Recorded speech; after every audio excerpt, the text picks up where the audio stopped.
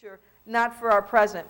I also stated at that time, despite the rhetoric around the state, which was that we had to think about jobs, jobs, jobs, I said we ought to think about education, education, education. That's the key to the future of turning around the economy of Ohio.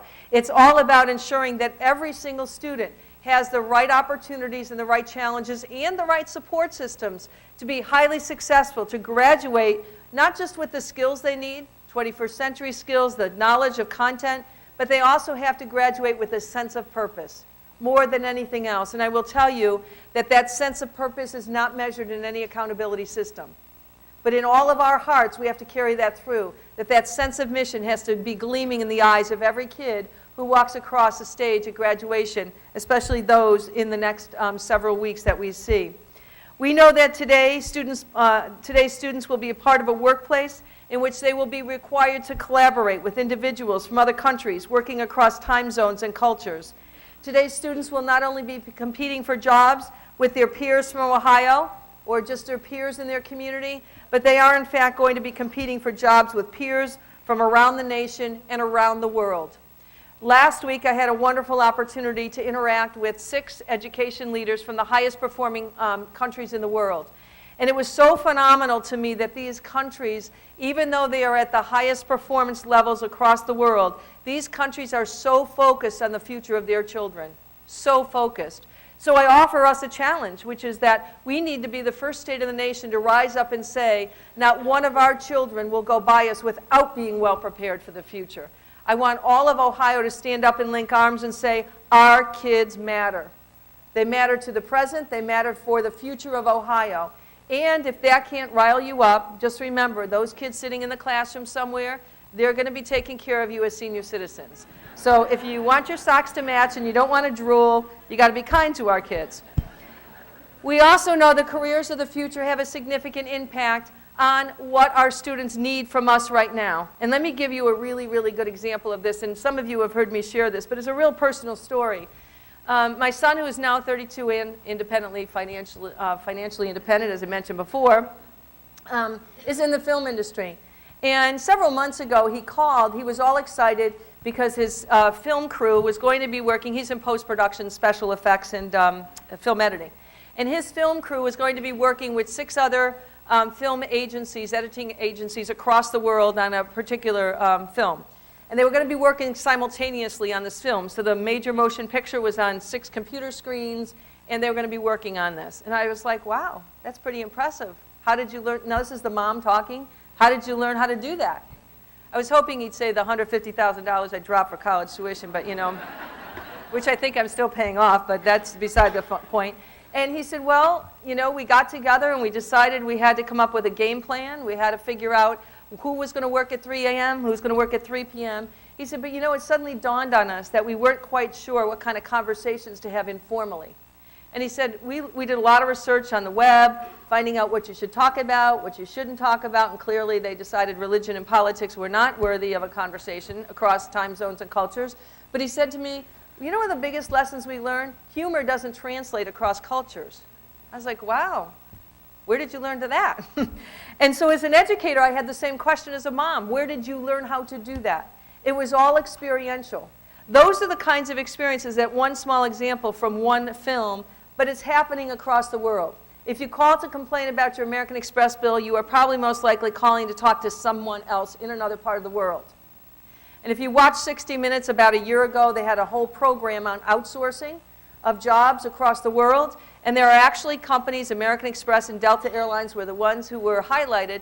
Those companies actually trained their individuals to speak in the sort of the language or the context of who is calling. So you may call somebody who's in another country and they may have a southern accent. You may think, wow, the person must be in Georgia. Very well, that person may be in another country, but they've pulled up your profile to figure out where you live, and they're going to acclimate themselves. This is the kind of world our students are facing, a world of challenges we have yet to encounter.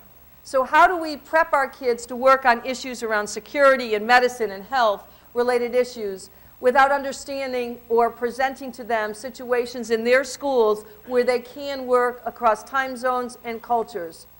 It's not easy, particularly if those kids are sitting in classrooms where they have to turn page 21, page 22. They're becoming excellent page turners. But that does not help them to work across time zones and cultures or work collaboratively even with their colleagues in their own school district on facing a crisis or to solve a problem in the community. And that's, to me, the power of 21st century learning. To lift up what we have to give to our students in the way of content knowledge, and then to figure out how do we make that relevant? How do we ensure that students are not learning in isolation? How do we ensure that our kids are working on real-world problems with real-world audiences to present that knowledge base to them or to present their solutions to a particular situation? I had a really wonderful experience. I'm going to embarrass I call him one of my favorite high school principals from Gahanna Jefferson School District. I had an opportunity to visit his school district, and I went to his school. And one of his students, was it about a year ago maybe? One of his students was leading me to their basement to see their swimming pool.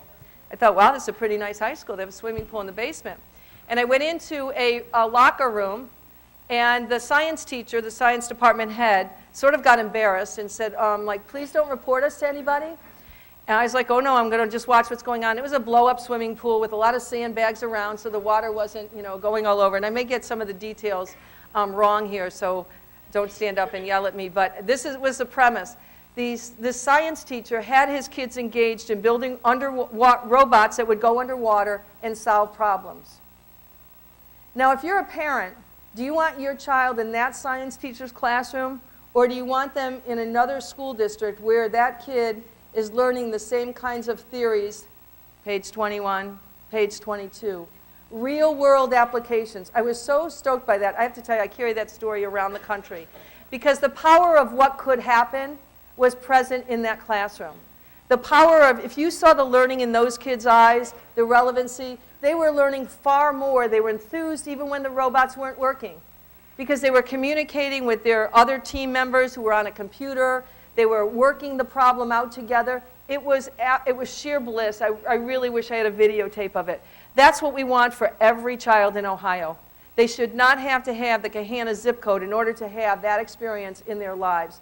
And the other thing we've got to do is lift up and share is that's one example of many examples, countless examples across the state where we have pockets of excellence. We've got to become better at sharing the programs that we're offering to our young students so that the science teacher can connect with other science teachers who are doing remarkable things. And perhaps they can lift up their own colleagues who haven't thought how to move beyond page 21.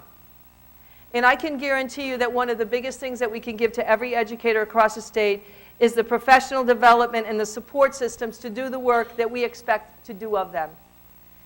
Because if teachers have not had that experience or they don't know how to figure out how to build a robot underwater, we have got to show them how to do it, not just expect it. Because think about this. If you go to your school on Monday and you just tell teachers to be more relevant, teach better, do you think like today they were thinking I'm not going to be relevant and I'm not going to be better? Teachers do not walk into classrooms or schools not wanting to do the best job possible. So we've got to lift up all of our teachers in order to lift up all of our students. It's absolutely critical. One of the things that you've heard a lot about, and I know I'm running out of time here, one of the things that you've heard a lot about is our application to Race to the Top. And one of the things that I'm most proud about that application is, first of all, it got us into the top 16 to go present to Washington, D.C. And although we were not one of two states to be funded, Delaware and Tennessee, so here's my editorial comment. We would have impacted more students in Ohio than Delaware and Tennessee combined, but okay, that's my editorial comment. Bob, you'd appreciate this. Delaware is smaller than Cuyahoga County. Okay, I'll get off my editorial comments. Okay. So we're honored to be part of that, and we're vigorously going after round 2. So it's very clear from the reviewers' reports that we have a lot at stake and a lot of ways to gain points on this application. But let me be clear, the work involved in Race to the Top, the initiatives that have been proposed have not been in question, so we're not changing those initiatives. We, in fact, are just adding the details that they want us to add, so we're doing that. We're also having a heavy emphasis on STEM education. 21st century skills are embedded within our Race to the Top application.